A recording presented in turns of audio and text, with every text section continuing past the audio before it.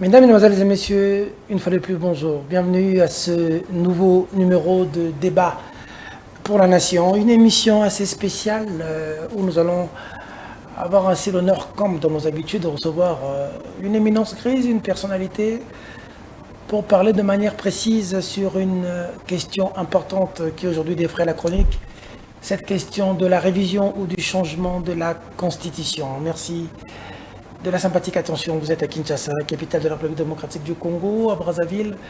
Vous nous suivez sur Perfect Télévision, YouTube, Peter Tiani, RDC.tv. Nous sommes de cœur avec toutes les familles du côté de la partie Est de la République démocratique du Congo. Et bien, vous savez qu'aujourd'hui, les institutions sont à la traîne, au point mort, comme il faudrait le dire. Et le président de la République, comme Sopave de la Mare, a lancé que si ces institutions sont bloquées, c'est à cause de la Constitution.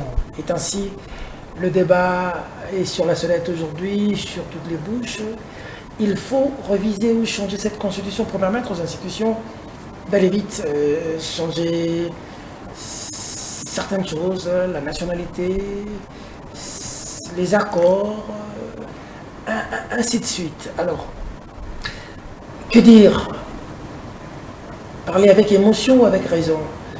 Il est important qu'au-delà de l'émotion, même si on dit que l'émotion est mère, parler avec raison, parler en réfléchissant. C'est comme ça que vous avez l'honneur de recevoir un technicien de la question, un professeur des universités, mais aussi acteur politique, quelqu'un pour qui j'ai beaucoup d'estime.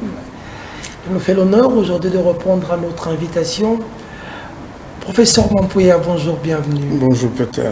Vous allez bien, prof? Ça va, ça va. Comme toujours, je dis, ça va aussi bien que possible. Un grand honneur de vous avoir sur notre plateau, un grand honneur du haut de votre maîtrise des questions de droit, un diplôme à l'université de Nancy, je crois, en France, plusieurs universités, même les Sciences Po, plusieurs thèses, vous enseignez dans plusieurs universités, à l'étranger, même ici au pays.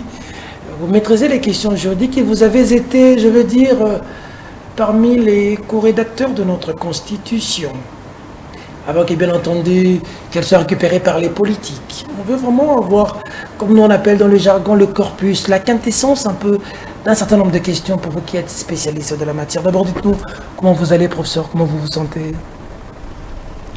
Sur le plan physique, ça va. J'ai la santé de mon âge et donc je ne m'en plains pas. Gloire à Dieu, je peux continuer debout, me faire soigner, donc être encore parmi les vivants. Sur le plan politique, je subis les sorts de toute la République, de tout le peuple congolais. Je me sens comme le peuple congolais se sent en ce moment. Ok. Et voilà. Le peuple congolais se sent comment? Comment? Le peuple congolais se sent comment? Non, dans ses difficultés, dans ses espoirs déçus, dans les nouveaux espoirs qui naissent, etc. Vous savez, j'ai expliqué plusieurs fois, peut-être pas assez, que ce qui se passe au Congo, il y a un jeu comme ça qui emballe tout le monde. Lorsque un régime est en place, un pouvoir est en place, il a suscité beaucoup d'espoir. Et puis après, les gens sont déçus, ils aspirent au changement. Quand arrive le nouveau pouvoir, c'est de nouveau l'espoir. Tout le monde, je veux dire, le peuple lui-même, vraiment le premier concerné, il espère qu'enfin ce problème puisse trouver solution. Les politiciens, bien évidemment, ils sont là pour cela. Ils vont chercher à se joindre au nouveau pouvoir pour y participer. Les intellectuels eux-mêmes, qui sont intéressés par des emplois, ils vont suivre, ils vont espérer également pour glaner des emplois à gauche et à droite. Au bout d'un temps, nouvelle déception, nouvelle attente d'un nouveau régime, et c'est toujours... C'est un cycle, hein? C'est un cycle, ce mouvement est systématique. Concentrez ça. Et rien ne marche pour l'instant, on tourne en rond. C'est parce qu'on ne s'est pas demandé vraiment ce qui ne va pas. Je ne parle pas du plan de de la question du développement, etc., en lui-même, qui est le résultat des politiques publiques pensées et mises en œuvre. Je parle du fonctionnement de la société, du fonctionnement de notre État, des institutions qui fonctionnent mal, etc. On ne s'est pas posé vraiment la vraie question. Pourquoi ça ne marche pas? Par exemple, le fait qu'il y ait toujours des contestations depuis le début de l'existence de l'État congolais, il n'y a pas d'élection qui passe sans contestation. Et parfois contestation violente. Ouais. Et même conflit armé, on en a connu en 67. Il ne faut pas oublier ça. Ok. Et depuis, on n'arrive pas, Dieu merci, jusqu'à la guerre, un conflit armé. On y est presque. Dans beaucoup de situations, quand les élections arrivent, qu'elles ont lieu, toujours des contestations. On ne s'est pas demandé ce qui fait que jamais ce ne soit vraiment des résultats acceptés par tout le monde. Vous savez, je le dis rapidement, pour qu'on revienne à la problématique, c'est que les gens savent, non seulement ils sentent, mais ils savent parce qu'ils voient que dans nos pays, parlons de notre pays, dans notre pays, on a constaté à l'expérience que les politiciens font de la politique pour leurs intérêts. Et d'ailleurs, la définition que les politiciens traditionnels congolais donnent de la politique, ils disent que la politique c'est une question d'intérêt. Okay. Et leur intérêt c'est quoi? Être là, être parmi les dirigeants, se servir, etc. Mais les gens ont constaté, demandez aux gens du peuple ce qu'ils pensent des politiciens. Non, ce sont des gens qui s'enrichissent, ils sont là que pour ça, etc. Ils n'ont pas tort. Et alors, quand un politicien est là pour les intérêts, et qu'on est dans un système dit démocratique, okay, où l'on dit que le pouvoir appartient à ceux qui gagnent les élections, et qu'on appelle la démocratie. Chez nous, donc, l'enjeu des élections, ce n'est pas seulement la gestion de l'État, le pouvoir, c'est également le contrôle et même l'appropriation de la richesse nationale. Parce que les gens ont constaté qu'effectivement, ces gens-là s'enrichissent. Tous ceux qui arrivent au pouvoir s'enrichissent. L'engouement qu'il y a eu, la vingtaine de milliers de candidats aux élections législatives, ce n'est pas parce que ces gens-là ont beaucoup d'idées, ils savent ou parce qu'ils ont le souci du peuple, non. Non, ce n'est pas pour cela, ils y vont. Mais beaucoup sont sans emploi en plus. Donc pour eux, c'est un emploi, un job. Pour parler qu'ils n'ont un moyen de vivre. Voilà. Quand c'est un moyen de vivre, il ne faut rien attendre. Hein. Et on vous dit, vous êtes exclu parce que vous n'avez pas gagné les élections. Mais c'est pratiquement vous condamnez à mort quand vous êtes dans cette conception-là. Ok. Et quand on sait que ceux qui ont gagné là, ils vont maintenant accaparer une bonne partie de la richesse nationale. Nationale, c'est-à-dire produite par le travail, le labeur de tout le monde, de toute la nation. Et vont devenir riches, ils ne vont pas vous laisser tranquille. Vous avez entendu beaucoup de politiciens, et parfois qui n'ont pas l'air d'être suspectés, vous dire on va sillonner le monde entier pour empêcher les investisseurs à venir ici. De venir ici. Enfin, ça signifie quoi? Bon, ça c'est Adolphe Moussito qui l'a dit une fois là. Il n'y a pas sur de les, oui, mais sur ça s'était déjà fait sous Mobutu. Oh, il y avait aussi des gens. On n'a pas seulement dit, on l'a fait. Une délégation. De DPS. À l'époque, qui est allé aux États-Unis, l'Union sacrée, qui ont fait la ronde, qui ont sillonné l'Occident, oui, pour empêcher les investisseurs de venir. Empêcher les investisseurs de venir soutenir aller contrecarrer le régime à l'ONU, etc. etc. Oui. Mais pourquoi? Ce n'est pas parce qu'ils croient que eux, ils ont une meilleure vision des choses, qui vont mieux diriger l'État. Non, c'est parce qu'ils ne sont pas là-bas. Ils ne sont pas dedans. C'est parce qu'ils ne sont pas dedans, c'est parce qu'ils ne se retrouvent pas. Mais aujourd'hui, dans notre pays, la notion d'opposition correspond à quoi?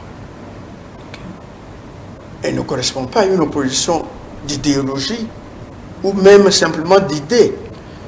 Elle correspond à un fait, que certains sont au pouvoir, d'autres ne sont pas. Et un groupe de gens qui ne sont pas dedans, C'est tout, et ça devient des opposants. Mais ce n'est pas des systèmes d'idées ou une... Mais non, parce qu'il n'y a pas d'idéologie. Okay. J'ai entendu quelqu'un dire l'UDP, c'est la social-démocratie. Bon, on a pris un cliché. Mais le PPRD aussi, c'est la social-démocratie. Exact. Mais il n'y a pas eu deux partis qui se sont opposés autant que ces deux-là dans ce pays. Diamétralement opposés d'ailleurs. Voilà. Et s'ils sont de la social-démocratie, pourquoi sont-ils dans l'opposition l'un à l'autre? Professeur, regarde, il n'y a pas d'idéologie. Depuis un temps à Kinshasa, l'électricité est devenue une denrée rare. On ne sait pas ceux qui sont à la SNEL, ce qu'il faut exactement, mais la situation s'est empirée dans plusieurs communes, même ici à la Gombe. Et là, nous sommes sous générateur. Et donc, nos excuses pour cette coupure brusque, indépendamment de notre propre volonté. Professeur, ce que je voulais savoir, c'est, lorsque vous regardez, maintenant par rapport à ce que vous disiez tantôt, lorsque vous regardez le régime aujourd'hui, Tshisekedi, vous êtes un vieux baobab, routinier de la politique, êtes-vous satisfait de la gestion du pays ou êtes-vous déçu avant qu'on vienne sur la Constitution? Je suis comme tout le monde. Vous savez, demander même aux grands profiteurs du régime, ne vous diront pas que ça va très bien. Je me sens autorisé à en parler parce que je sais ça, ils le disent. Même le président, il dit, je ne prétends pas que tout marche bien. Hein? Et donc, moi qui n'en suis pas, comment voulez-vous que je dise, oui, ça va très bien, etc. Non, non, il y a des choses qui pourraient aller mieux. Ça signifie qu'il y en a qui vont mal. Ça, c'est clair. Maintenant, sur la problématique que j'avais commencé, oui. Pourquoi il y a toute cette instabilité? C'est depuis longtemps. Pourquoi? Parce que effectivement, les gens estiment que dans ce système, ce n'est pas le système de Félix-Antoine, dans la démocratie électorale que nous avons, mais qui est sous forme de démocratie majoritaire. Le pouvoir appartient à la majorité, c'est-à-dire à ceux qui gagnent aux élections. Surtout quand on sait comment les élections se gagnent dans ce pays, il y a des doutes qu'on peut émettre, n'est-ce pas? Et pas de certitude du tout. Ces gens qui pensent qu'ils ont tout perdu, ils ne peuvent pas vous laisser tranquille. Mais ça se passe partout dans le monde comme ça, non? Non, il y a toujours une opposition. On voit Marine Le Pen aujourd'hui, Mélenchon aujourd'hui contre Macron. Marine Le Pen, elle a une idéologie exécrable, hein, méprisable. Elle en parle. Elle le dit parce que c'est son idéologie. Et quand elle développe dans les débats contre les autres. Ici, quel est le débat d'idées? Je ne dis même pas d'idéologie. Vous avez entendu entre nos politiciens. Lequel? Ok. Hein? Et donc, il n'y a pas ça. S'il n'y a pas ça, ce n'est pas la peine de diviser autant la société et de réserver l'exercice du pouvoir, mais dans l'entendement général, l'accaparement de la richesse nationale à quelques-uns, etc. Vous savez, quand vous discutez avec des politiciens, vous l'avez fait souvent dans votre métier, vous sentez l'envie des uns, notamment ceux qui sont dans ce qu'on appelle l'opposition, à être associés quelque part. Ce qu'ils cherchent, c'est ça en réalité. Et comme quelqu'un me l'a dit, dans ce pays, il faut un plus quelque chose. Et un membre de l'ancien système 1+4 m'avait expliqué, et il est dans le régime aujourd'hui, il m'avait expliqué que le 1+4 a été sans doute le meilleur régime pour ce pays. Il a fonctionné dedans. Et il est dans le régime aujourd'hui au pouvoir. Et donc, moi je crois, pas parce que je l'ai pratiqué, parce que je n'y étais pas, mais je réfléchis d'une manière désintéressée. Ok. Poussé à l'intérêt de la nation. Moi, je ne me dispute pas les présidences ou les primatures. Oui, non, mais c'est pour ça que certains débats à la télévision, je les refuse. Il y a des gens qui viennent ici défendre leur beefsteak ou défendre une chaise sur laquelle ils sont assis. Moi, je viens pour défendre la nation. C'est deux choses différentes. Nous n'avons pas de débat. Voilà pourquoi je n'accepte pas. Assez souvent... prof, tout ce que vous évoquez ici... Mais ce que je dis là, oui. La démocratie, comment dire, majoritaire, elle ne convient pas à ce pays. Si on voudrait quelque chose qui soit conforme à nos réalités, c'est dans ce domaine-là qu'il faut aller chercher. La démocratie majoritaire ne convient pas à ce pays. Non. Ça veut dire... À la société, à nos mentalités. Nos mentalités sont des mentalités de partage, de communauté. Il faut quoi alors? Il faut remplacer la démocratie majoritaire par quoi? Ce qu'on appelle en sciences politiques la démocratie consociative. Ça veut dire associe. La démocratie majoritaire est le système que les anglo-saxons appellent winner takes all. Le vainqueur prend. Le vainqueur prend tout. Il prend tout. Dans leur tête, c'est prendre le pouvoir, mais ici, c'est prendre y compris les richesses. Je le dis parce que nous le vivons, nous en sommes victimes. L'autre système, qui est la majorité consociative, associe les forces politiques et représentatives. On ne va pas dire qu'il n'y a qu'une force qui est représentative dans ce pays. Nous sommes une société plurale, plurielle, une société qui n'est pas tout à fait intégrée sur différents plans d'ailleurs. Hétéroclite. Hein? Oui, tout à fait. Elle n'est pas homogène sur différents plans. Il faut tenir compte de... Ça, c'est une constitution qui tiendrait compte de nos réalités, c'est celle-là, qui tiendrait compte de ce fait-là. Et nous avons, pour traduire cela en termes politiques, plusieurs forces sociopolitiques qui représentent ces divergences. Alors, mettons le pied dans le plat. On met le pied dans Aujourd'hui, on n'a pas d'institution à l'Assemblée nationale, le bureau définitif toujours pas, le Sénat même non. Et même si on avait un gouvernement, il y a la difficulté que ce gouvernement fonctionne parce qu'il doit passer à l'Assemblée nationale. Alors pour le président de la République, a lancé l'idée, a dit clairement dans une des interviews, que c'est cette constitution qui bloque et donc il faudrait la changer. Le premier soubassement, ce sur quoi constater, qui interpelle chacun de nous et qui va à ce qu'on change la constitution. Vous aviez été parmi les co-rédacteurs de cette constitution. Qu'en pensez-vous? Mais vous savez par ailleurs, parce que vous faites de bonnes lectures et vous suiviez, j'étais parmi les co-rédacteurs, les techniciens, pas les décideurs. Les décideurs, c'était le Parlement, le gouvernement, le président de la République. Et quand nous avons terminé notre draft, qu'il a été repris par les politiciens, j'ai vu que le projet qu'il présentait au référendum avait mis de côté un grand nombre de dispositions que nous pensions être innovantes, dans le sens du renforcement de la démocratie, des droits humains, dans le sens du renforcement de l'égalité entre les citoyens, dans le sens de l'équilibre entre les institutions. Or, ils ont remis une conception, je pourrais dire, de concentration de pouvoir entre les mains d'un individu. Ce que j'ai appelé l'hyper-présidentialisation. Vous avez parlé de l'hyper-présidentialisation à un moment. Tout à fait. qui est dans la Constitution, bien que l'on dise régime semi-présidentiel, ça c'est un cliché comme présidentiel. Oui, parce que quand vous parlez de l'hyper-présidentialisation des autres, vous dites que nous sommes dans un régime semi-présidentiel. Mais non, c'est le Premier ministre qui est le chef du gouvernement, celui qui est devant les institutions. Est-ce que nos premiers ministres sont chefs de leur gouvernement? C'est ça la réalité. Est-ce qu'ils sont chefs de leur gouvernement?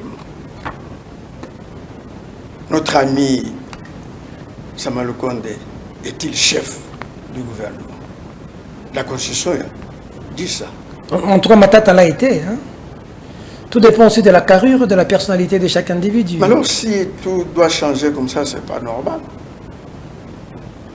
Il faut que les normes soient institutionnelles, pas intuitivement personnelles.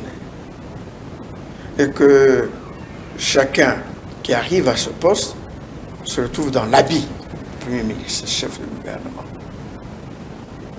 et qu'il y ait le président de la République. Et je vous dis, il ne faut pas rester dans le débat des clichés, régime présidentiel, parlementaire, etc. Ceux qui ont institué ces régimes dans leur pays ne les ont pas qualifiés comme ça. Ils ont tout simplement répondu à des besoins. Qu'est-ce qu'il nous faut pour notre pays, pour que l'État fonctionne bien? On va faire ceci, tel agencement, etc. C'est la doctrine, les théoriciens qui ont qualifié cela. Nous ne devons pas rester collés à ça. J'ai donné l'exemple du régime présidentiel qui a été fait, qui est aujourd'hui considéré comme le régime américain, mais les pères fondateurs ne l'ont pas qualifié de régime présidentiel. Ils ont fait une constitution en tenant compte de leur réalité, de ce qu'ils venaient de vivre. C'était des colonies. Ils ont vu comment le roi d'Angleterre fonctionnait, comment il faisait fonctionner les colonies. Ils ont dit, ça, on peut prendre, ça, on ne prend pas. Et ils ont fait ces agencements. Ils ont voulu un président fort, un président qui soit limité par d'autres pouvoirs. Donc on a un congrès, c'est-à-dire un parlement très fort aussi. Et on le sent maintenant avec Biden et la composition du congrès. Et donc, ne nous limitons pas à cela. Quand on entre dans notre constitution, le patron, c'est le président de la République. Et d'ailleurs, les Congolais ne s'y trompent pas, y compris le Premier ministre, on l'appelle chef. On appelle le président de la République chef. Je n'aime pas beaucoup le terme. Vous n'aimez pas le terme chef? Chef. Ça fait chef coutumier. Oui. Et c'est vrai, il y a la Constitution qui parle de chef de l'État. Nous pouvons épiloguer là-dessus et dire que ça n'a rien à voir avec le chef coutumier. Mais alors qu'on dit chef de l'État. Et c'est tellement fort que c'est renforcé par les mentalités ou les comportements des politiciens congolais eux-mêmes et de la population, qui ont une conception du pouvoir, une conception tellement adoratrice du pouvoir.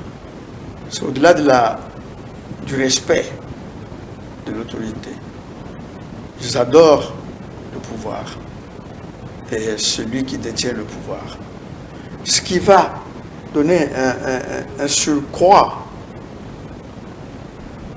de poids et d'autorité à celui qui détient le pouvoir. Il a déjà des pouvoirs énormes, des attributions constitutionnelles énormes, mais on lui ajoute ce comportement, cette mentalité des hommes politiques et de la population qui fait qu'il devient au-dessus de tout. Est-ce que vous êtes d'abord d'accord que c'est la Constitution qui bloque les institutions? Qui bloque la formation des institutions. Oui. La Constitution est faite pour organiser le fonctionnement des institutions, pas pour les bloquer. Et professeur, pas de langue de bois, au regard de la situation actuelle. J'ai déjà répondu à cette question. Moi, je n'ai pas la langue de bois, je n'aime pas la langue de bois. D'accord. Parfois, on me traite d'iconoclaste. Donc, c'est pas ça qui va me retenir. Ce que je voudrais dire, c'est que j'ai entendu ça pour la première fois. Non pas dans la bouche du président Félix Antoine, mais dans la bouche de quelqu'un d'autre, d'un autre homme politique, qui a dit non, il faut que le président se le saisisse, c'est pas possible. Cette mauvaise constitution qui bloque, voilà, il n'a pas pu nommer le Premier ministre à temps et tout ça. J'ai démontré que cela n'était pas vrai. Comment? Mais, vous savez, quand quelqu'un dit cela, moi je suis dans la mentalité, dans la pensée juridique, celui qui dit ça doit le démontrer, en épinglant une disposition qui bloque. Et j'ai demandé qu'on me montre une seule disposition qui bloque, par exemple, le président a fait ceci, a fait cela. Et hier, beaucoup de gens m'ont envoyé la sortie d'un homme politique que eux opposent à mes positions. Je ne crois pas qu'on s'oppose. Et j'ai entendu alors qu'il y avait le problème du contentieux. Oui. À moins de vouloir supprimer le contentieux électoral de la Constitution,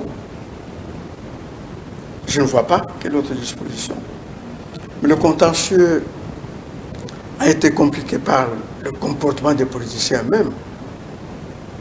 Quand vous avez des gens qui se battent comme ils le font, comme des chiffonniers pour des postes, vous croyez qu'ils facilitent le travail du juge? Les requêtes qui sont envoyées, il y a des milliers de requêtes qui sont envoyées. Et le juge vous dit, il n'y a que 200 qui sont de vraies requêtes. Ça montre qu'il y a quelque chose quelque part. Ce n'est pas la Constitution qui dit qu'il faut faire n'importe quoi. Ce n'est pas la Constitution qui dit que le contentieux doit durer des mois et des mois. C'est tous ces contentieux qui ralentissent les choses. Et le gouvernement, même si ne peut être investi à l'Assemblée nationale par rapport à tous ces contentieux. Oui, tout à fait d'accord. Indépendamment de cela, indépendamment du contentieux, il y a des choses qui peuvent avancer. Et on sait que, pour ce qui concerne l'Assemblée nationale, toutes les conséquences du contentieux ne doivent pas être nécessairement tirées avant. Parce que certaines décisions d'invalidation, par exemple, peuvent intervenir même des mois après que les députés soient entrés en fonction. On ne va pas bloquer l'institution à cause... Mais quand on forme le gouvernement sur base du poids politique de chacun à l'Assemblée nationale, ça risque de poser problème. La Constitution vous dit qu'il faut le poids politique. Tous ces gens ont créé des comités de gestion des ambitions. Est-ce que la Constitution les oblige à le faire? Comité de gestion des ambitions. Et dans le comité de gestion des ambitions, on se bat comme des chiffonniers, pendant des heures, pendant des jours, pendant des semaines. Là, même le ticket de l'Union sacrée pose problème à l'Assemblée nationale maintenant. Oui, je vais peut-être surprendre. La rébellion qui s'est faite contre ce ticket, elle est justifiée, elle ne l'est pas. Elle est justifiée parce que ça avait été fait cavalièrement.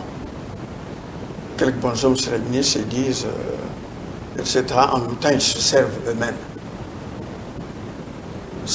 Vraiment, ça a blessé l'éthique, ça a blessé l'équité, ça a blessé la justice.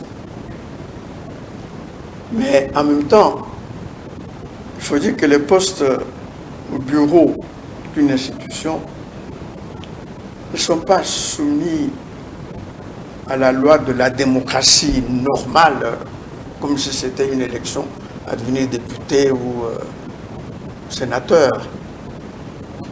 C'est des préoccupations de fonctionnement, d'efficacité et de représentation de l'idéologie ou du programme. Ils ont tous concouru pour l'union sacrée de la nation. Donc nous supposons que cette union sacrée de la nation a une vision qui soit à la base d'un programme. À partir de ce moment, on peut accepter que les dirigeants les gestionnaires de cette union sacrée et puissent intervenir dans la désignation de ceux qui vont, notamment au niveau de l'Assemblée nationale, présider le bureau, etc. Donc vous justifiez Après l'attitude du présidium, hein? Non, je dis que ça a été fait cavalièrement. Okay. Il faut une large concertation parce que, vous voyez, c'est également le comportement des hommes politiques. Comment voulez-vous qu'il y ait 1000 partis politiques? 1000 partis politiques qui concourent. Et personne ne peut céder à l'autre.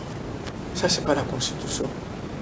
Peut-être si on veut reprocher à la Constitution, c'est d'avoir laissé cet esprit, disons, démocratique pour la création de partis politiques.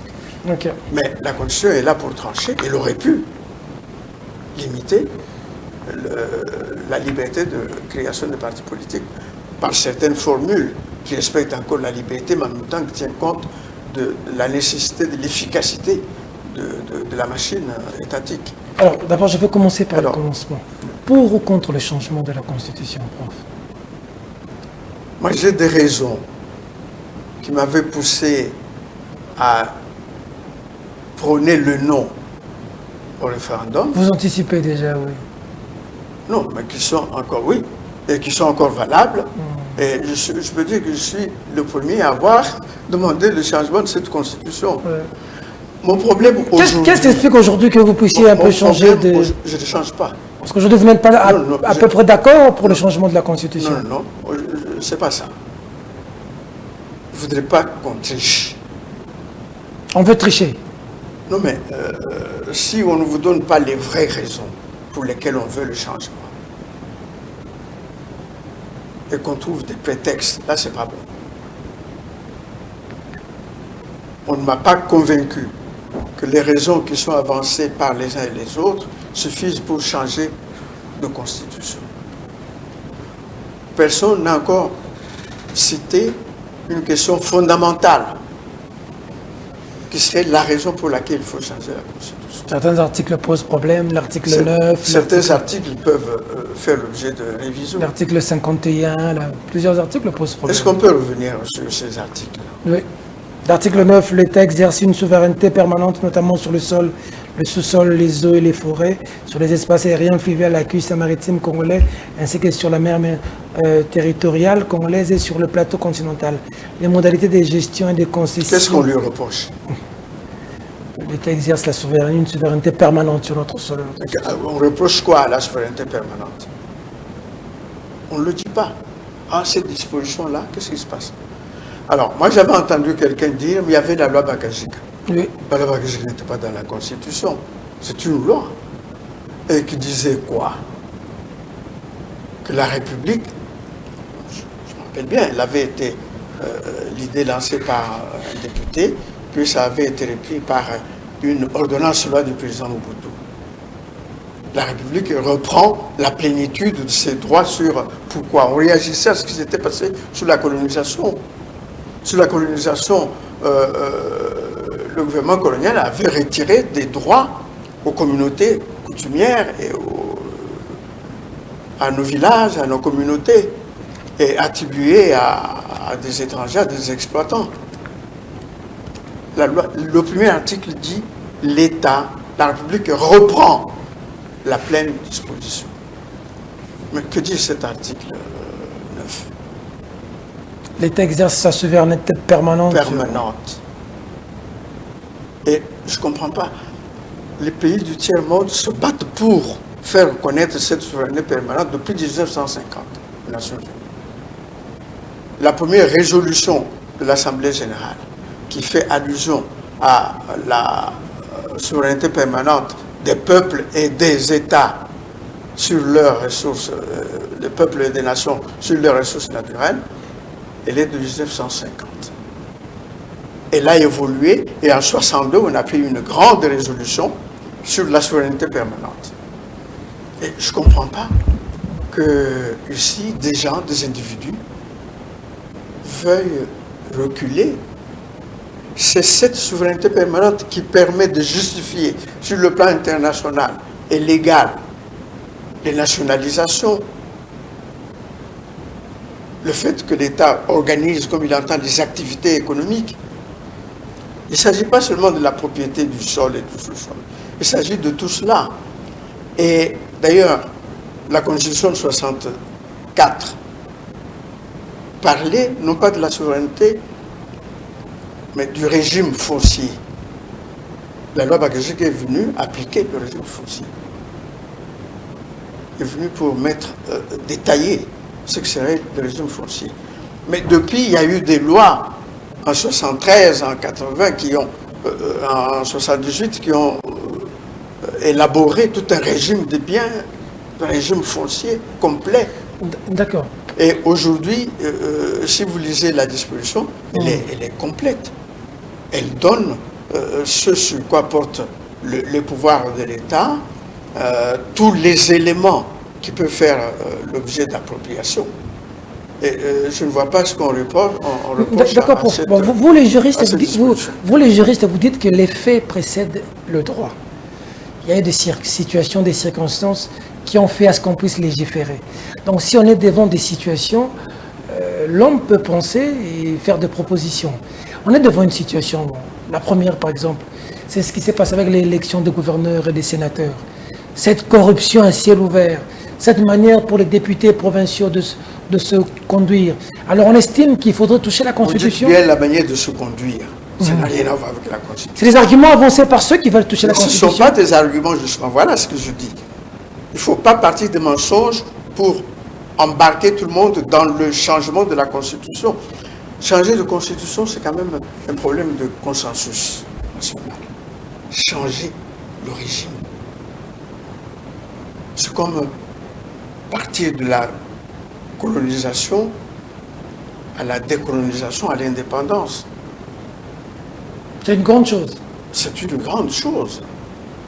Ce n'est pas modifier telle disposition de la Constitution. Même si on voulait modifier l'article 9, on n'a pas besoin de changer de Constitution. Et puis, je crois que les gens ont beaucoup insisté, surtout que nous sommes en conflit dans l'Est, avec le Rwanda,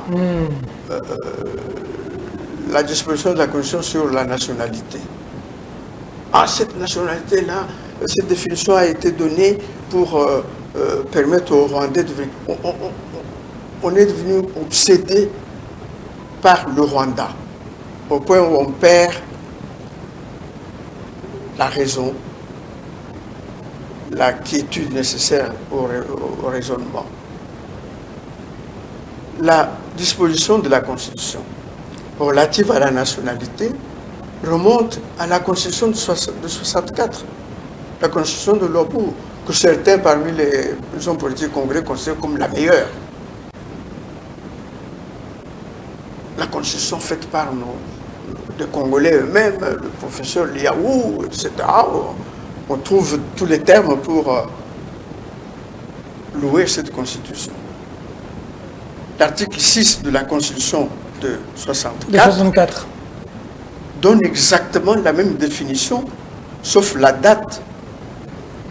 La Constitution de 64 remonte à 1908 et celle-ci, je crois que c'est l'article 10, se limite à 60, je crois. La nationalité congolaise est une exclusive. Elle ne peut être détenue concurremment avec aucune autre. La nationalité congolaise est soit d'origine, soit d'acquisition individuelle. Et congolais d'origine. Voilà. Et congolais d'origine, toute personne appartenant aux groupes ethniques dont les personnes et les territoires constituaient ce qui est devenu le Congo, présentement appelé le quartier du Congo, à l'indépendance. L'article 6. Ça ouvre la porte un peu à tout, voilà. Mais c'est ce qu'on dit. Mais je vous dis, l'esprit remonte à l'article 6 de la Constitution de Lobour, qui dit que est congolais toute personne dont les ancêtres, etc., ont appartenu à une tribu ou une partie d'une tribu installée sur le territoire du Congo avant 1908. C'est le même esprit. À l'époque, ça n'avait pas suscité tout le bruit que nous connaissons aujourd'hui. L'article 51. Oui. L'article 51 par rapport aux communautés, je pense que cette constitution, j'ai l'habitude de la lire assez souvent. L'État a le devoir d'assurer et de promouvoir la coexistence pacifique et harmonieuse de tous les groupes ethniques du pays. Il assure également la protection et la promotion des groupes vulnérables et de toutes les minorités. Il veut leur épanouissement. On le reproche. Alors j'ai entendu la personne dont je parle avant les échanges actuels, là, avant même la sortie d'hier ou d'avant-hier, c'est de Thierry Moussel. Thierry mentionné pour de l'union sacrée. Oui. Tout le monde dit union sacrée aujourd'hui, hein, vous savez. Parce qu'il a presque beaucoup de vos arguments. Ah bon, c'était ça? Oui. Non, il a cité des cas où des gens ont été en difficulté, mais ne cite pas les dispositions, sauf celle-ci, mais ça n'a rien à voir avec l'opportunité du changement de constitution. L'article 51, il l'a cité aussi. En tout cas, il avait été cité par quelqu'un d'autre, à cause de... je ne sais pas. Mais, donc vous croyez que l'État congolais ne devrait pas avoir le devoir de protéger toutes les ethnies, tous les groupes ethniques? Ça pêche contre quoi? Ah, si, je ne suis pas idiot. C'est quand on descend au niveau des minorités. Vous savez, cette disposition est dans le titre sur les droits et devoirs fondamentaux. C'est dans ce titre-là. Okay.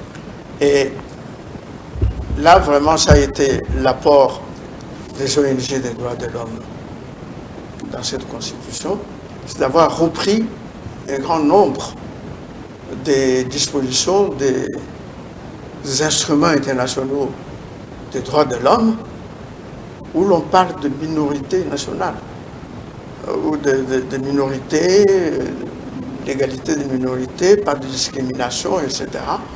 Je vois que sur le plan du principe, ça ne pose aucun problème. Mais ici, c'est parce qu'on est omnibulé par les Rwandais. On n'en sort plus. On est hanté. On abandonne la raison. Non, mais il faut protéger quand même le pays, protéger la nationalité, protéger les minorités. Il faut quand même voir clair. Faudrait pas, avec l'infiltration qu'il y a eu dans l'Est et la situation qui perdure, il y a de quoi quand même à ouvrir l'œil et le banc. C'est une disposition générale, elle est telle qu'elle est dans les instruments internationaux des droits de l'homme. Bon, auxquels nous sommes partis, en plus. Nous n'avons pas fait des réserves sur cette disposition en disant oui, nous signons le pacte, mais nous faisons une réserve sur cette histoire des minorités parce que chez nous, il n'y a pas de minorité. Je crois qu'il ne faut pas chercher la petite bête. Et je constate en même temps que ces gens ne nous disent pas exactement ce qu'ils veulent qu'on mette dans la Constitution. Comment ça? Non. Ils sont clairs, ils parlent de nationalité, ils disent que c'est une constitution des belligérants, et ils disent que... dire ça, ça ne signifie rien. Il faut que ce soit démontré par le contenu. Et puis ils disent, la constitution parle de sa révision, mais pas de son changement. Donc, ils peuvent changer, ça ne viole pas, parce que la constitution elle-même ne parle pas de son changement. Non, je ne parle pas de violer la constitution. On viole quand même tout le sens historique d'une nation. Vous croyez que changer une constitution, ce ne doit pas être l'option d'un groupe. Oui, mais le peuple est souverain, l'article 5 de la Constitution. Le peuple intervient quand? Donc si aujourd'hui le peuple veut changer cette Constitution... Le peuple n'a pas voulu changer, le peuple ne s'exprime pas comme peuple. Mais il est en train de s'exprimer à travers ses élus, non, pour dire qu'on doit changer cette Constitution. Enfin, je ne comprends pas comment des gens qui ne sont pas des juristes sont arrivés à être victimes de la fiction comme ça. Des gens qui ne sont pas des juristes font du juridisme au-delà des juristes. Un juridisme creux. Quand on dit le peuple, il ne faut pas... je préfère encore les gens qui raisonnent en termes de sociologie ou de sciences politiques. Parce qu'on vous dira, le Parlement, ce n'est pas le peuple. Vous savez, de bonnes études nous apprennent que quelqu'un comme Montesquieu, on le cite parmi l'un des auteurs, des idées, des pensées qui ont poussé à la démocratisation. Mais Montesquieu montre bien la différence qu'il y a entre le peuple et les corps constitués. L'Assemblée est un corps constitué. Prenez un syndicat, est un corps constitué, Oui. qui veut dire représenter les ouvriers. Les ouvriers. Est-ce que tous les ouvriers s'expriment dans le syndicat? Et il peut même arriver, ça c'est la sociologie, il peut arriver que le syndicat commence à développer une idéologie à lui, des intérêts à lui, qui soient différents de l'idéologie et des intérêts des ouvriers. C'est ça le propre des corps intermédiaires. C'est ainsi qu'il faut aller au référendum quand on pourra avoir une nouvelle constitution. C'est ainsi que les parlementaires, les politiciens, vous ne voyez pas que, indépendamment de ce débat, les politiciens congolais, dans le Parlement, le gouvernement, etc., ont constitué une clique, et à la limite, on pourrait même dire contre le peuple. Une clique contre le peuple. Oui, mais parce qu'ils ont un corps intermédiaire qui a développé des intérêts qui ne sont pas les intérêts du peuple. Quand on vous dit la politique, c'est une question d'intérêt, c'est le peuple qui est là-dedans. C'est une question d'intérêt pour eux. Ce n'est pas le peuple. Le peuple serait intéressé par la définition de la politique, si on disait la politique, c'est l'art d'organiser la société, de gouverner la société pour le bien commun. C'est pas ça. Et d'ailleurs, on entend de temps en temps dans la presse, ou quand on fait promener le micro-trottoir, etc., des gens dire, mais ces gens sont venus tuer le peuple.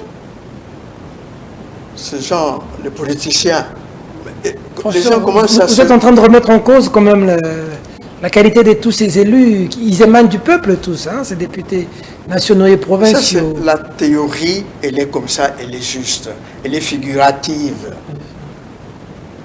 Je vous dis, en droit, pourtant nous ne devrions pas en être là, nous en droit, nous savons ce que c'est qu'une fiction, ce qu'elle représente. Oui, en droit, il y a des fictions juridiques qui représentent une certaine réalité, qui figurent une certaine réalité. La fiction de la personnalité morale, de la personne morale, opposée à la personne physique. C'est une fiction, mais elle représente quelque chose. Voilà pourquoi je dis qu'il ne faut pas qu'on parle des images pour croire que tout est dans cette image-là. Aujourd'hui, les gens, la réalité, c'est ce que vivent les gens. Et moi, j'ai eu l'audace de dire que le problème de ce pays, c'est sa classe politique. Ok. Sa classe politique, la qualité de la classe politique. Elle a fait quoi, la classe politique? Justement, elle ne fait rien de bien. Elle est dans ses intérêts. Regardez ce qui se passe là. Je crois que le peuple a la meilleure observation. Demandez à l'homme de la rue ce qu'il pense du politicien congolais ou de dirigeants congolais. C'est ça la réalité. Ok. C'est comme ça qu'on dit qu'il faut toucher la Constitution parce qu'il faut donner au président de la République plus de temps. Hein. Pour rester dans les raisons du changement. Exact. Il y a aussi ces dispositions je l'ai entendu inculper véritablement, sur la possibilité de passer des traités ou des accords d'association. Exact. Et on croit que c'est cette constitution infiltrée, il y en a qui disent même rédigée au Rwanda, c'est Kagame qui a le manuscrit original, qui a introduit cette disposition. C'est l'article, je crois, 127.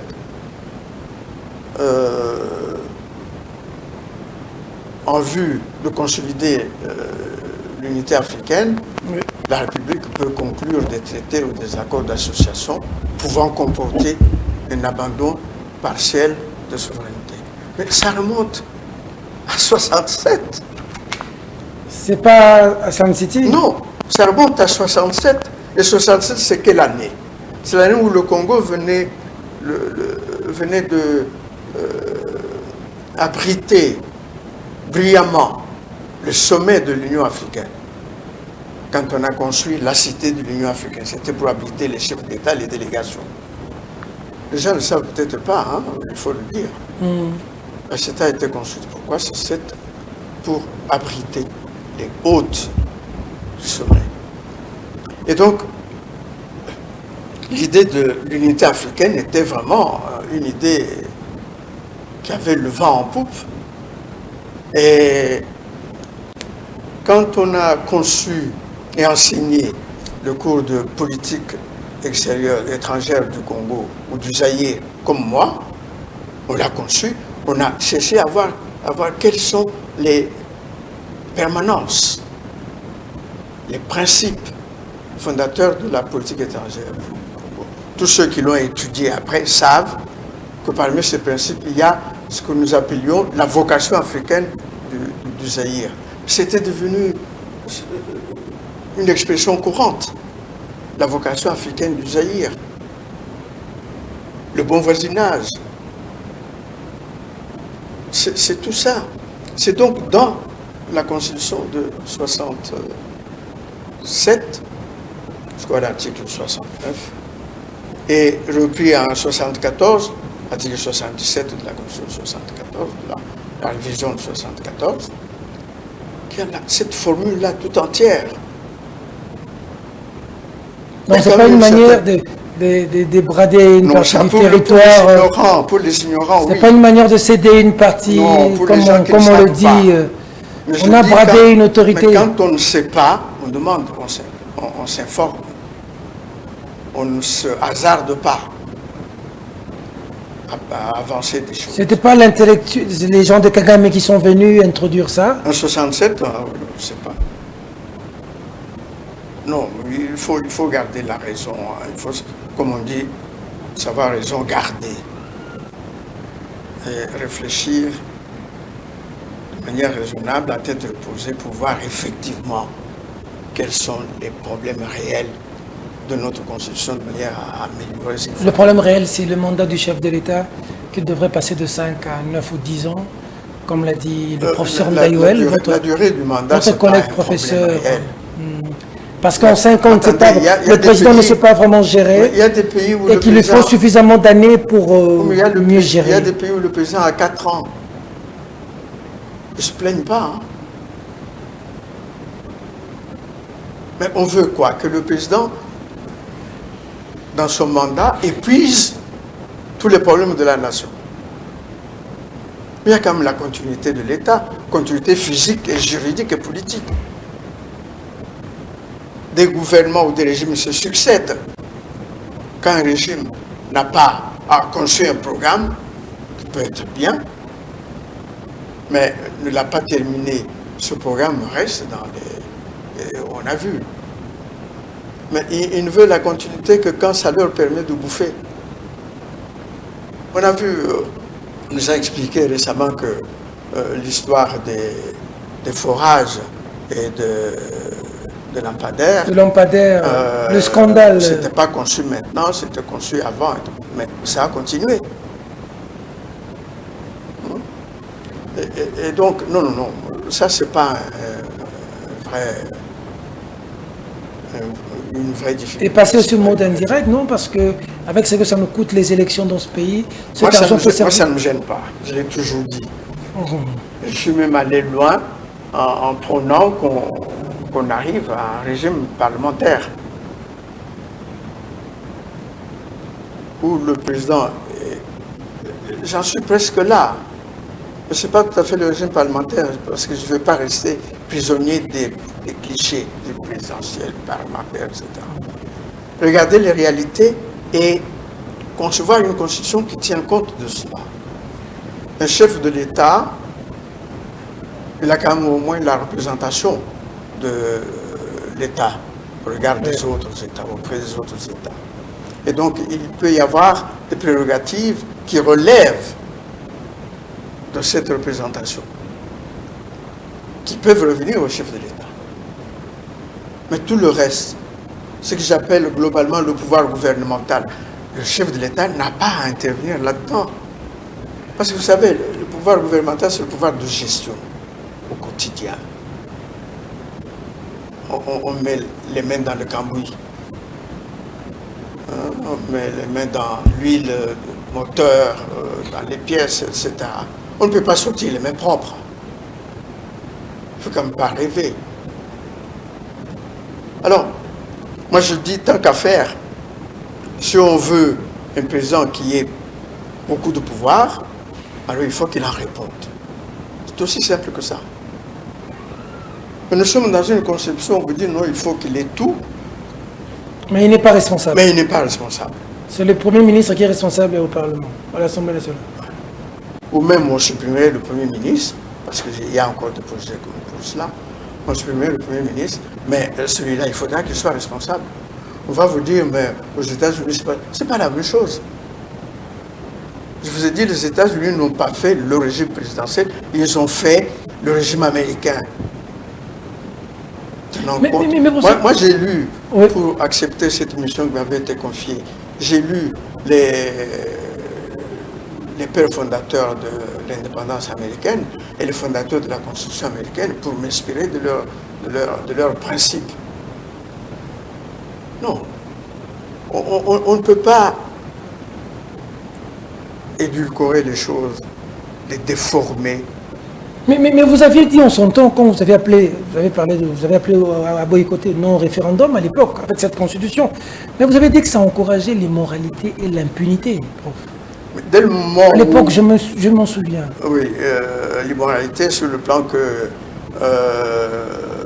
quelqu'un peut commettre des infractions, des crimes, etc. Mais à cause de son statut, finalement, il n'est pas responsable, il ne répond pas, il n'est pas jugé, il ne peut pas être condamné, etc. Et on encourage le mal. Alors, en ce moment-là, allons-y dans le mal. Après tout, on pourrait dire que tel comportement, ce n'est pas une infraction. Okay. Ça, c'est immoral. L'impunité, parce qu'effectivement, les mécanismes qui sont prévus pour cette responsabilité factice sont tels que jamais ils ne seront appliqués. On a vu déjà les difficultés qu'il y a eu pour un ancien Premier ministre. On a vu ça. On va vous sortir toutes les interprétations possibles. La Constitution a été ambiguë, là. Savoir qui juge réellement le Premier ministre, il va être devant qui pareil pour le président Non, la Constitution dit clairement la Cour constitutionnelle est juge pénal. Ok. Moi, dans mon écriture, j'avais dit juge pénal du président de la République. Ce sont les députés et les sénateurs qui ont ajouté le Premier ministre, multipliant les problèmes par conséquent. Vous voyez, on a doublé les problèmes. Je dis, mon option, et c'est ce que j'avais proposé, que les gens du pouvoir n'ont pas accepté. Ils ont convaincu les autres politiciens pour enlever ça. C'est que le président de la République, les dirigeants en général, sont soumis aux juridictions, à la justice ordinaire, comme tous les Congolais. Tout le monde, c'est ce que vous voulez, tous les dirigeants. Oui. Qu'il n'y ait pas les privilèges des juridictions. Non. Pas d'immunité. Et d'ailleurs, je vais bouleverser les esprits. On parle de privilège. Privilège, c'est quoi? C'est un avantage. Oui. Mais quel avantage y a-t-il à être jugé sans possibilité de faire recours? Parce qu'on vous dit, tous ceux qui sont jugés par la Cour constitutionnelle ou par la Cour de cassation sont jugés en premier dernier ressort. Ils n'ont pas. Il n'y a pas de recours. Il n'y a pas de recours. Or, notre Constitution a fondé un système de double juridiction. Et là, il y a quand même une inégalité quelque part. Et ce n'est pas un avantage pour eux. Hein? Parce que quand on est jugé une fois pour toutes, on est condamné, c'est terminé. Il n'y a pas moyen de faire entendre d'autres raisons, d'obtenir qu'un juge supérieur ou un autre degré de juridiction revient sur la décision. Je ne vois pas quel avantage il y a. Mais c'est tout simplement parce que comme il est ministre, il ne peut pas être jugé par les juges ordinaires, les petits juges ou les juges qui jugent tout le monde. Non. Donc ma position, c'était celle-là. Et il y a beaucoup de pays où ça se passe comme ça. Les chefs d'État et les ministres ne sont pas morts pour cela. Pourquoi voulez-vous que un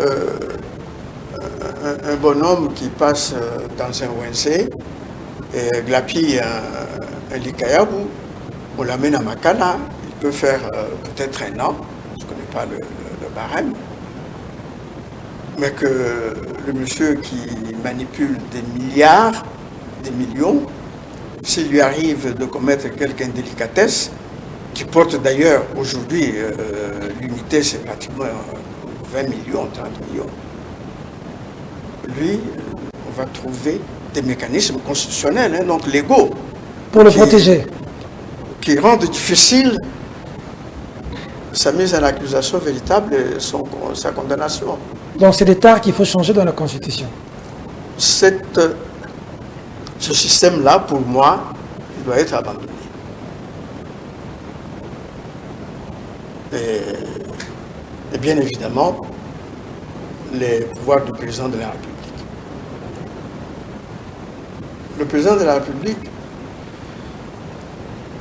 peut exercer des prérogatives suprêmes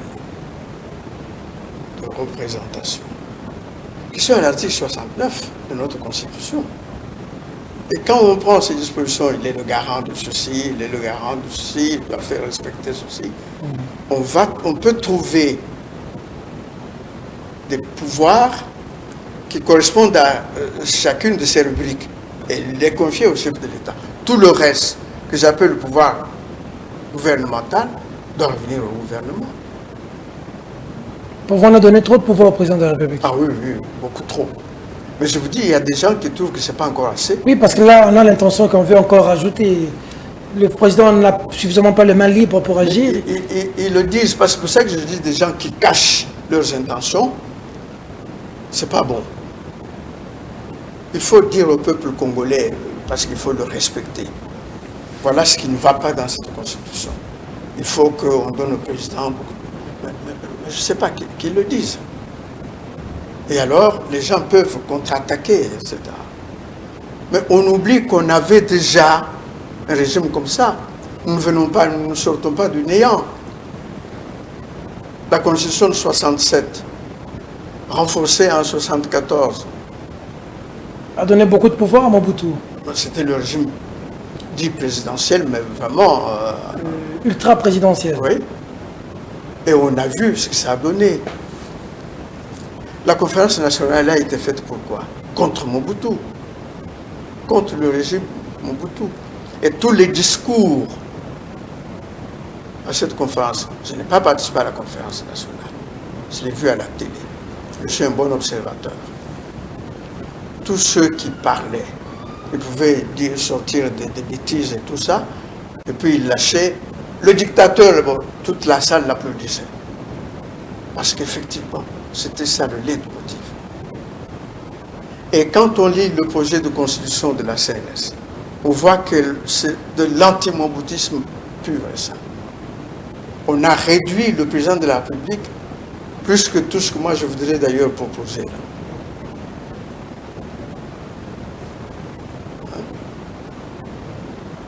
Pourquoi? Parce que le chat échaudé Craint l'eau froide.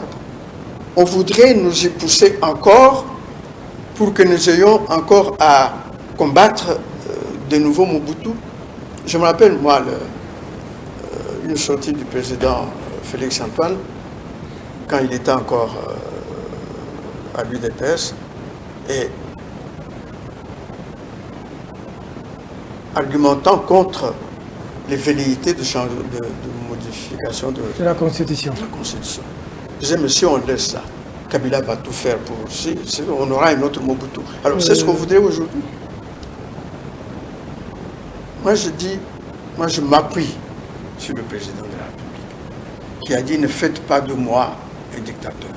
Mais lui-même, il a déjà dit qu'une structure va être mise en place pour déjà réfléchir sur changer la Constitution. Mais alors qu'il n'en fasse pas un dictateur, parce qu'il a supplié les gens pour que nous n'en fassions pas un dictateur. Alors que ceux qui sont là, qui vont être appelés, se disant non, il faut faire plaisir au président, on va aller vers tel, ne le fasse pas. Parce qu'il n'est pas demandeur. Au contraire, il est demandeur pour qu'on ne fasse pas de lui un dictateur. Moi, je m'appuie là-dessus. Vous voyez, j'ai de bonnes références. Hein. Oui, mais quand vous dites qu'il n'est pas demandeur, quand il dit qu'il va mettre une structure en place pour réfléchir, ça veut dire qu'il consent à cette idée de changer la Constitution. Ne fasse pas de lui un dictateur. Il a demandé au peuple congolais. Alors, qu'est-ce qui est le mieux? Et encore une fois, bonne lecture et bonne référence. Le président n'a pas oublié. Lui qui a fait le discours de vœux de 2020. Je ne veux pas que notre pays soit celui où les vainqueurs aux élections gagnent tout et les perdants perdent tout. Ça, il n'a pas oublié. Mais moi, je lui dis tout simplement, mon apport, c'est de lui dire, il y a moyen de aménager la démocratie électorale, parce qu'il faudra des élections de toutes les manières, pour arriver à un régime qui permette ce qu'il dit là. Et c'est ce que j'ai appelé tout à l'heure la démocratie consortiative. Il y a des élections, mais pas pour promouvoir un individu et éliminer tous les autres. Ce ne sont pas des élections pour éliminer, pour exclure, ce sont des élections pour trouver les différentes forces suffisamment représentatives de notre société. Une seule force n'est pas représentative de toute la diversité, toutes les variétés de notre société. Et donc, il faudra... Bon, quelqu'un dit ici, dans un des débats, les démocraties n'aident pas à développer. Les pays étaient des royaumes chez les Occidentaux. C'est après que les Mais il y a des royaumes démocratiques. Nous avions ici des empires et tout. Donc il faudrait voir comment dans la Constitution... L'Angleterre, le Maroc sont des royaumes démocratiques. On peut aussi faire de la RDC un royaume démocratique aujourd'hui. Mais c'est tordre le cou à notre histoire. Nous n'avons pas cette histoire-là. Depuis l'indépendance, nous n'avons pas cette histoire-là. Nous avons voulu une république, et ça continuera d'être une république. Et les pays qui sont stables ne sont pas seulement des monarchies. Alors nous allons chuter avec vous, prof. Où est-ce que vous vous dissociez avec eux? Parce que visiblement, à vous entendre parler, vous aussi, vous êtes un peu d'accord qu'il faudrait changer certaines choses. Parce que vous avez dit ici que certains éléments que vous aviez voulu qu'ils soient dans cette constitution ont été amendés ou retirés par... voilà, vous étiez technicien, vous étiez dans l'élaboration de cette constitution. Bon. Vous êtes d'accord qu'il y a des choses qu'il faut changer ici? Je le dis depuis 2005, depuis la campagne référendaire. Ok. Ça veut dire que vous pouvez aussi participer à ce monde qui va... Non, mais parce que le problème qu'il y avait ici, ces jours-ci, ils ont voulu le limiter à l'opportunité. Est-ce qu'il le faut? Et on cherchait des raisons pour justifier le changement. J'ai dit qu'ils ont donné des fausses raisons. C'est là qu'on diverge. Ils ont donné les raisons qu'ils ont avancées ne sont pas fondées. Ne sont pas valables pour changer une constitution. Les accords internationaux signés ne cèdent pas une partie de nous avec le Rwanda. Mais je vous ai le dit problème de nationalité. avec le Rwanda, Je dis, il n'y a que des ignorants de l'histoire de ce pays, de la constitution de ce pays qui disent ça. Parce que ça remonte à 67. Et vous allez bouleverser toutes les connaissances des jeunes étudiants qui étudient que la politique étrangère du Congo est fondée sur la vocation africaine. La position même du Congo au centre de l'Afrique impose sa vocation africaine. Et les potentialités du Congo imposent que le Congo soit le moteur. Les gens aiment toujours la phrase de Frantz Fanon, l'Afrique a la forme d'un revolver, sa gâchette. Mais comment voulez-vous jouer ce rôle-là si vous ne pouvez pas être le moteur de l'unité africaine? Et vous voudrez que... Non. Je dis tout simplement l'ignorance. Hein. C'est l'ignorance. Et la mauvaise foi. Parce qu'on croit maintenant que tout ça a été fait pour les Rwandais, etc. etc. Après tout, on a vécu avec des Rwandais dans ce pays sans problème, jusqu'à un moment. C'est vrai, c'est l'histoire qui évolue. Mais je pense que les choses doivent être remises dans l'ordre. Dans l'ordre. Professeur, quelles sont les raisons qui poussent à un changement d'une constitution? Quelles sont les vraies raisons, selon vous, en tant que technicien? Quels sont les éléments qui peuvent pousser à soit un changement ou à l'élaboration d'une constitution? Les soubassements, souvent, c'est quoi? Souvent, dans beaucoup de cas, ce sont des faits historiques. Il y a eu une guerre, une dynastie a changé, ça c'est dans le vieux temps.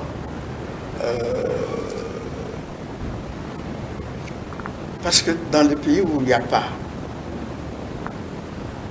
plus de guerre, de conflits, etc., on a des constitutions qui durent depuis 60-70 ans. Aux États-Unis, c'est depuis plus de 200 ans. Mais il y a des amendements qu'on peut, pour tenir compte de l'évolution de certaines données historiques ou sociales. On n'a pas besoin de... Les gens aiment bien être à l'origine de la énième République, mais il faut que ce soit alors une République différente. Un peu comme je le dis là. Le président change, par exemple, la conception de la démocratie majoritaire à la démocratie consociative. Là, il y a un vrai changement qui ferait, par exemple, que à l'issue des élections législatives, se mettent ensemble pour faire un programme commun et diriger ensemble ce pays, faire un gouvernement d'ensemble. Toutes les forces représentatives qui ont atteint un certain degré de représentativité lors des élections. Parce que vous les écartez, vous écartez pas des étrangers, vous écartez des Congolais qui sont représentés par ces forces-là. L'exemple le plus simple, c'est le nôtre, avec la structure de nos partis politiques, leur substance sociologique, vous écartez pas une formule, une appellation, vous écartez toute une réalité sociologique. Okay. Quand vous écartez l'ensemble, c'est vrai qu'il y a des gens de plusieurs provinces dans l'ensemble et tout ça, mais tout le monde sait que l'ensemble, c'est... On ne peut pas élaborer aussi une constitution, on se voit qu'on est au pouvoir, on veut se mettre à l'abri d'un certain nombre de choses, on veut, voilà... À l'abri de quoi? Ce pouvoir finira, de toutes les manières. Vous ne pouvez pas vous mettre à l'abri de la fin de votre pouvoir. Ajouter des mandats, ajouter le pouvoir au chef, et voilà, pour que le chef agisse sur le peuple, pour qu'il y ait un changement. Moi, je ne crois pas dans les hommes providentiels. Il peut en exister, mais c'est justement providentiel. C'est peut-être tous les millénaires, tous les 500 ans, etc. Confier tout le sort, le destin de toute une nation à un seul individu, je n'y crois pas. Comment vous entrevoyez l'avenir? S'il y a un passage des changements de constitution, qu'est-ce qui arriverait selon vous? Non, moi je ne vais pas mettre dans les chutes politiques. Je dis que ça pourrait arriver, Ça dépend. Mais encore une fois, on n'a pas les éléments de départ. Parce que les gens qui parlent de changement ne disent pas exactement ce qu'ils veulent mettre à la place. Quand, Ils veulent donner assez de pouvoir et quand de on vous a temps. parlé même de la nationalité, on ne vous a pas dit qu'il faut la définir de telle manière. Parce que cette définition est mauvaise. Et je vous ai dit qu'elle n'a rien à voir avec les Rwandais. Parce qu'elle est de 67. Alors, pourquoi on veut mentir aux gens? On est en train de mentir aux gens. Mais c'est du mensonge, oui, quand on trompe, on ment. Non, il y a des raisons objectives qu'on les cherche. C'est-à-dire qu'il faut qu'on trouve peut-être la formule dite par le président qu'une commission voit pour vérifier s'il y a des raisons pour... Monsieur, on vous dit... Non, mais pour le président, ça bloque. Hein. Les institutions sont bloquées aujourd'hui. Ça a toujours été le cas depuis 2006 et qu'il faudrait changer la Constitution. Juste l'une des raisons publiques, hein, c'est le blocage des institutions. Il y a moyen de réorganiser le contentieux électoral. Ça, c'est... Et encore, si vous regardez bien, les dispositions sur le contentieux électoral dans la Constitution, elles ne sont pas nombreuses. Elles ne sont pas nombreuses du tout. C'est dans la loi électorale. Quand on vous parle du mode de scrutin, parce que le président a parlé également du mode de scrutin, Oui. ce n'est pas la Constitution, c'est la loi La électorale. loi électorale. Et la loi électorale a été faite et adoptée par le pouvoir législatif et le pouvoir exécutif. Et celle-ci a été tricotée encore en 2022, vous vous rappelez, Oui. où ils ont laissé licence totale aux politiciens. Les politiciens congolais ont confisqué l'État. Ils font ce qu'ils veulent. De la manière qu'ils veulent, il peut être député, sénateur, ministre, il peut partir, il quitte, il revient. Je regardais la télé, il m'arrive de temps en temps de regarder la télé. J'ai regardé la télé hier, je vois le gouverneur, je le vois au Sénat, il doit diriger sa province. À l'Assemblée, on le verra encore là-bas. National et provincial d'ailleurs. Est-ce que c'est normal? On vous dit que ce n'est pas interdit. La Bible nous dit que tout ce qui n'est pas interdit n'est pas toujours bon à faire. Ah, d'accord. Je voulais dire tout ce qui n'est pas interdit est permis. Hein. Mais ça, c'est ce qu'on dit communément. Mais la Bible, qui doit être le guide, nous dit ce qui n'est pas permis n'est pas nécessairement bon. Okay. Et si la loi ne l'interdit pas, il y a d'autres références qui peuvent l'interdire. L'éthique, la morale. J'ajoute le bon sens, tout simplement, le bon sens naturel. Est-ce que, sans parler de faire de la philosophie ou de la théologie, est-ce qu'il est de bon sens que quelqu'un soit gouverneur, député national, député provincial, sénateur? Sénateur. Est-ce que c'est de bon sens? Tout simplement. On n'a plus peur du ridicule. Et alors, quelle est la motivation? C'est l'accumulation. Ce ne sera pas nécessairement dans sa tête. Ce sera dans la tête de sa famille, parce qu'il va mettre quand il l'aura choisi. Mais vous avez là quelque chose. On a fait dire au président, vous savez, ceux qui ont fait que le président cède à la volonté de voir les ministres élus siéger dans les deux institutions, ce sont les ministres eux-mêmes. Comment? Ce sont les ministres eux-mêmes qui ont suggéré cette solution. C'est pour ça que moi je dis souvent, on fait dire au président ou on lui met des choses dans la bouche aussi. Non, mais c'est un homme... Il ne faut pas les disculper parce que quand les ministres... Mais ceux qui le connaissent savent aussi que c'est un homme bon. Oui, prof, mais il ne faut pas les disculper parce que quand les ministres ont voulu non, je ne le discute pas. Démissionner, il a dit que vous pouvez continuer. Pour prof Vital Kamera, quand même démissionner malgré ça. Ceux qui lui ont demandé pour qu'il continue sont les ministres. Ils ont suggéré qu'il pouvait le faire sans problème. Ben, il pouvait refuser, non? Il n'était pas contraint d'accepter. Mais oui, tout à fait d'accord. Mais on lui a dit, mais c'est pour fonctionner, comment voulez-vous que, etc. Et lui-même, dans ses explications, il a dit, et là, franchement, je dois dire que ça blesse un peu. Quand il dit, lui, il n'a pas de préoccupation juridique. Mais nous sommes en quoi, là? Quand nous parlons de la Constitution, pourquoi on doit arranger une Constitution pour la suivre? Il dit non, lui, il n'a pas de préoccupation juridique. Ça, c'est ce qu'on lui a dit aussi. Et même ce soir, la Constitution bloque, je vous ai dit, 10 jours avant, c'est un homme politique qui a raconté mot à mot. Je crois que comme bon observateur, vous le connaissez. Hein? Mais je voudrais dire ceci. Dans ce pays, tout le monde parle de tout. Ce sont des gens qui, demain, peuvent commencer à parler de la physique nucléaire, hein, de la cardiologie, etc. Moi, je suis juriste. J'ai étudié, on pourrait dire, toutes les branches du droit, les disciplines qui relèvent du droit. Mais je ne prétendrai jamais devoir parler et dire des choses péremptoires sur le régime des biens. J'en connais les principes généraux. Mais je ne peux pas me dire, ah, vous avez besoin de ça, bien, moi je vais vous dire et tout ça. Bon, ici les gens s'improvisent, hein, spécialistes en tout. Hein.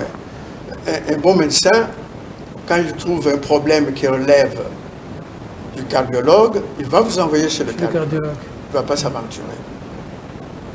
Pourtant, il est médecin, docteur en médecine. Quel conseil vous donnez au président de la République quant à cette question? Il est aussi entouré de constitutionnalistes. D'abord, comme vous, hein. Le professeur Bouchab, le professeur je Mbata. Je ne sais pas si Bouchab lui a dit qu'il faut y aller, parce que vous le citez. Hein. Oui. Moi, quand je parle, je ne vais pas citer les gens. D'accord. Parce que je ne me réfère pas à eux pour avoir une idée. Quel conseil vous donnerez? Je me demande d'ailleurs si, dans la pensée du président, c'est en ce moment une priorité. Je doute que ce soit une priorité en ce moment. Okay. La priorité en ce moment, c'est la paix. Et la paix demanderait peut-être qu'on ne touche pas à la Constitution, demanderait. Il y a moyen on a les moyens de gérer, on dit non, on peut y toucher, on gérera quand même les problèmes de paix. Mais la sagesse serait qu'on s'occupe de ça. Et que l'on sache aussi, qu'on reconnaisse que changer tout un régime nécessite un minimum de consensus national. Un consensus sur une question fondamentale. C'est vrai qu'aujourd'hui, les gens sont contents. Moi, nous sommes arrivés à un régime où il n'y a plus d'opposition plutôt, parce que la trentaine de députés... Il n'y a plus d'opposition aujourd'hui? Il n'y a pas d'opposition. Ok. Discussion à l'Assemblée nationale Oui, il y a quelques députés qui ne participent pas au pouvoir exécutif et à la direction de l'État, sauf en participant de manière non déterminante d'ailleurs à l'élaboration des lois. Ils ne pourront jamais initier un contrôle du gouvernement qui puisse aboutir, etc. Donc, l'opposition factice. C'est pas, il n'y a plus d'opposition. Donc on est dans un régime, je ne dis pas, comme les Belges les appelaient, monocolore. N'est peut-être pas monopartiste, mais monocolore. Okay. Et à ce moment-là, il y a beaucoup de dangers, de risques que ces gens engagent une pensée unique qu'ils vont pouvoir imposer au peuple congolais. Je vous ai dit tout à l'heure que c'était le grand problème de ce peuple, c'est sa classe politique. Et quand on voit certains parler, il y en a qui peuvent s'autonomiser. Mais pour cela, il ne faut pas qu'ils soient dans des structures comme ça. Ok. Il y en a qui ont des idées, mais qui se sentent obligés de les réprimer pour continuer d'exister comme politiciens congolais traditionnels, c'est-à-dire être autour de la mâchoire et d'avoir sa part du gâteau. Sa part du gâteau et se retrouver. Merci beaucoup, professeur. Merci pour ce temps. J'espère vraiment que, professeur, vous serez assez dispo tous ces derniers jours parce que là, nous avions d'abord voulu avoir certains éclaircissements, mais il va y avoir beaucoup de questions parce que nous n'avons pas voulu prendre le téléphone pour vous laisser le temps d'étoffer votre argumentation. Mais au regard des questions qu'il va y avoir et même des réactions, soyez souple à ce que nous revenions à vous pour que vous puissiez répondre parce que je sais qu'il va y avoir des réactions et des questions par rapport à ce qui Je ne répondrai pas aux opinions des gens qui défendent leur beefsteak ou qui défendent la chaise sur laquelle ils sont assis, on les a placés. Je ne répondrai pas. Ils ont, mais des questions, s'il y a des questions. Ils ont un enjeu qui n'est pas le mien. Mais c'est du choc d'idées qui jaillit la lumière, prof. S'il y a quand même des gens qui pensent le contraire de vous et qui veulent, allez, qui choquent de ces idées. Bon. Mais s'il y a des idées biaisées et tout ça, moi je suis dans la droite ligne. Je ne suis pas comme ça. Je ne suis pas Nuka. Ok, d'accord.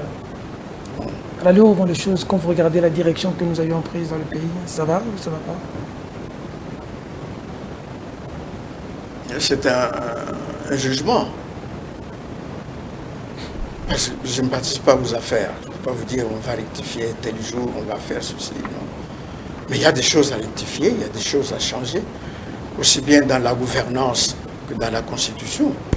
Ça, je l'avoue.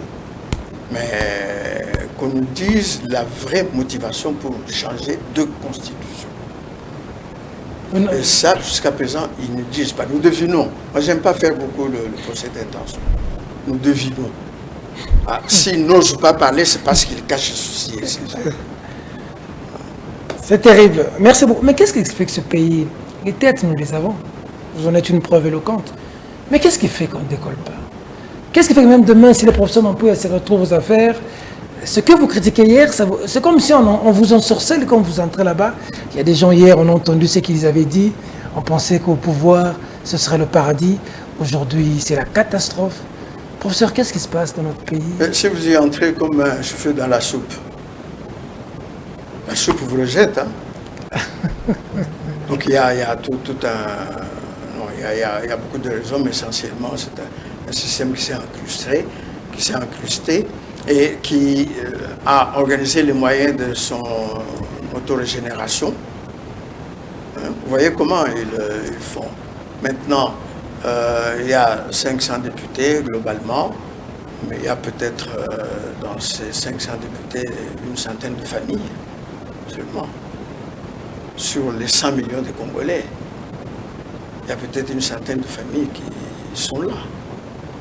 On parlait de l'époque, à l'époque belge, des 200 familles. Là, c'est 100 familles sur 100 millions de Congolais. Les Belges, c'est 200 familles sur 14, c'était 14 millions de Belges. On peut comprendre la proportion. Terrible. Hein? Mais aujourd'hui, avec tout ceci, le régime,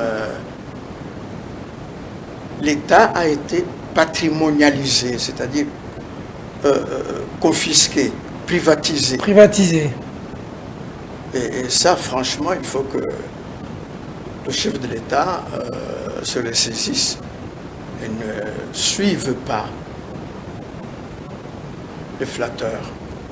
Et il est temps qu'il fasse privilégier, il privilégie par-dessus tout de penser, de réfléchir à un homme d'État. Et non pas un homme politique, chef d'une mouvance que les membres vont attirer vers leurs intérêts électoraux immédiats.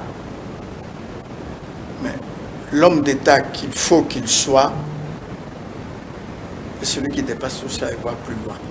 Il peut même entrer en contradiction avec les membres de sa mouvance, parce qu'il resterait collé à leurs intérêts immédiat, partisan, lui, il volerait vers les hauteurs relatives aux intérêts de la nation. C'est cela que je lui souhaite en tout cas. Merci beaucoup, professeur Auguste Mompouya. Merci de votre présence sur ce plateau. L'émission a été pédagogique, j'ai l'impression. Mais j'insiste, prof, soyez dispo à ce que on regarde les questions qui vont venir, que vous puissiez y répondre. Merci en tout cas à vos fidèles téléspectateurs de la sympathique attention que vous nous avez accordée. Suivez-nous, YouTube, Peter Tiani, RDC TV, des questions, des suggestions. Nous restons ouverts. Les débats sur la Constitution continuent. Pour son édifice, le Congo a besoin de la participation de nous tous, mesdames, mesdemoiselles et messieurs. Cette émission est terminée. À la prochaine. Merci, prof.